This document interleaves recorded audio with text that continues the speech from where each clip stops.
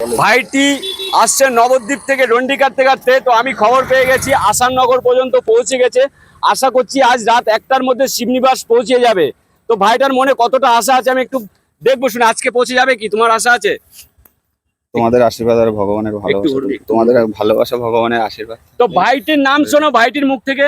সম্রাট আমার নাম। তোমার বাড়ি কোথায় ভাই? কৃষ্ণনগর। কৃষ্ণনগর ঘূর্ণি। ভাইটির মনে কিন্তু অনেক আশা আছে। সবাই ভিডিওটা একটু শেয়ার করে সবার কাছে পৌঁছে দেন, যাতে ভাইটি আজকে রাত্রির মধ্যে, আমি চাইছি আসাননগর থেকে শিবনিবাস মন্দিরে পৌঁছে যাবে। সম্রাট ভাই অনেক কষ্ট করতে করতে আসছে।